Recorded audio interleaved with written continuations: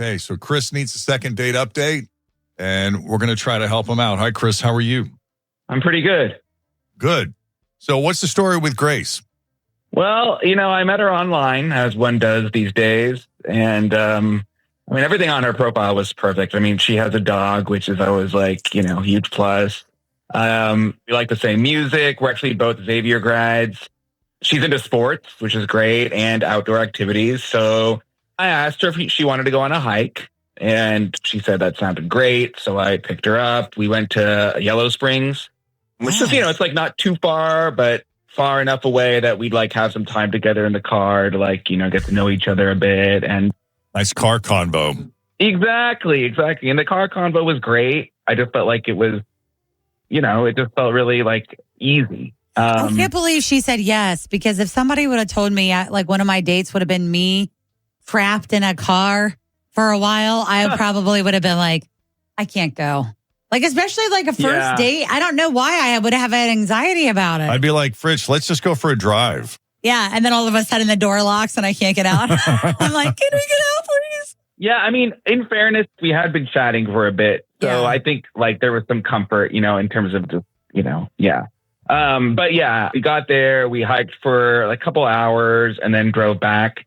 And she was a little bit more quiet on the ride back, but I think that was just from being a little tired, It was a long day. Yeah. A long day, yeah. And she was still in a good mood, but I dropped her up at home. I went in to see her dog and I hung out for a few minutes. We didn't, do anything. And then she hugged me goodbye and that was it. And I was like, I'd love to see you again soon. And she's like, yeah, sounds great. And I've texted a couple times, but haven't heard back from her. Okay. All right. That's pretty concise. Yeah, sounds good to me. Complete. So we'll take a break. When we come back, we'll call her up and see what her story is.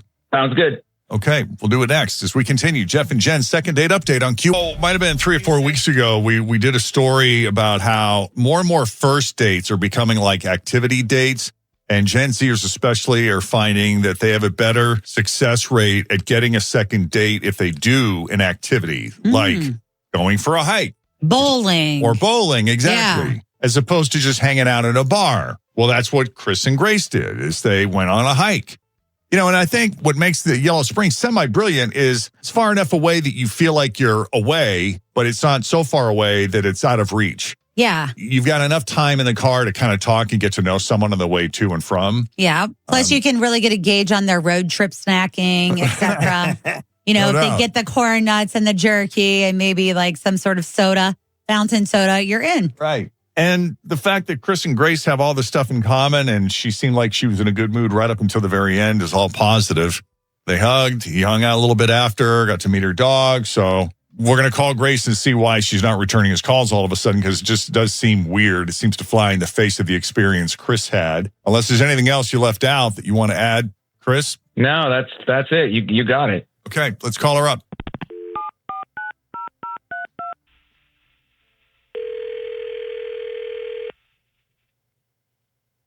Hello? Hi, is this Grace?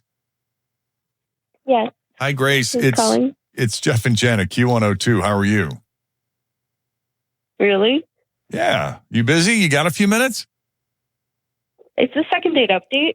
Why does everybody jump to the conclusion that it's second date update? Because we usually go out and deliver the big prizes. Oh, got it. Okay. Maybe. Yes. Kind of. Okay. So I'm not really sure who is asking for a second date, but it's not going to work. What? Hold on. I don't care who it is on the phone. I'm not doing it. First of all, how much dating are you doing?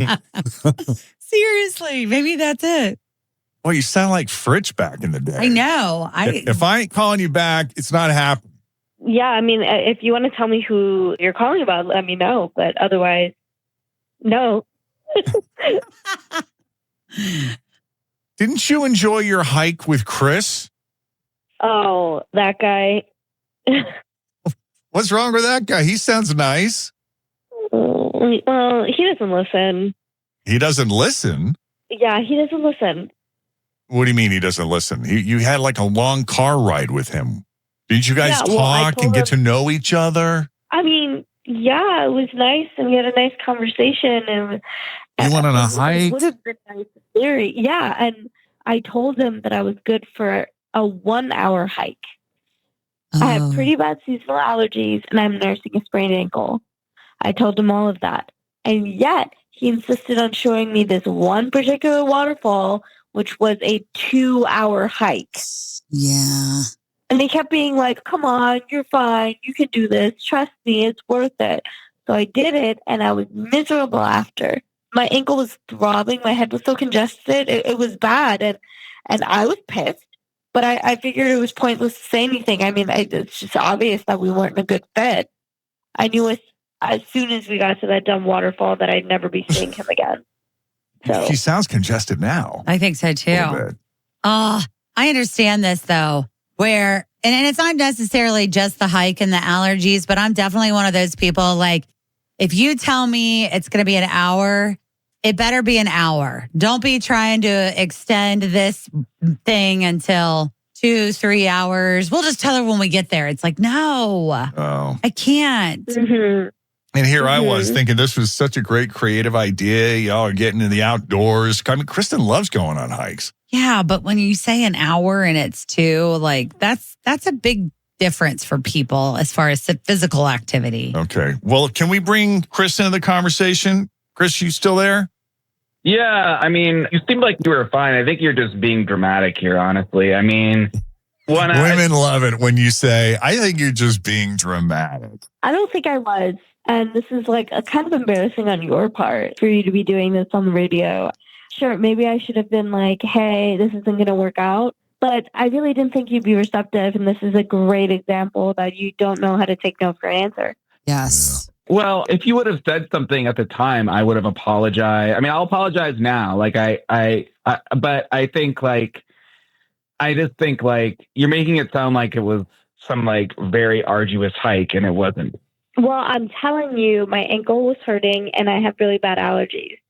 I said it. Yeah. I mean, do you not recall her saying it, Chris? Yeah, but I thought it was like, I thought it was more sort of just like, I don't know. I guess I should have listened more now that I think back. He's it's not that far guy. Yeah. 10 more minutes. Honey, just 10 more minutes. It's actually not that far. Oh, man. Yeah, I can kind of be that way. I mean, look, I'll own it. I can see where you're coming from, but, I agree. I think we're probably not a good match. Well, that's good to hear, and I'm glad we agree on that. There you go. Okay, well, glad we had the conversation. Grace, appreciate you taking the call. Sorry it didn't work out, Chris. Yeah, thanks for facilitating this. No problem. This mediation. Hey, appreciate you putting yourself out there. Thank you. And if you missed any part of that, you can catch it on the podcast online at WKRQ.com or on the app. Search WKRQ. Coming up, some of the day's news that didn't make the news. It's Telephone Tuesday. What is that? Telephone Tuesday. And is this 4-day work week that we're having a little test for your company to maybe become a permanent thing? Tell you all about it. News that didn't make the news is next. Thanks for listening.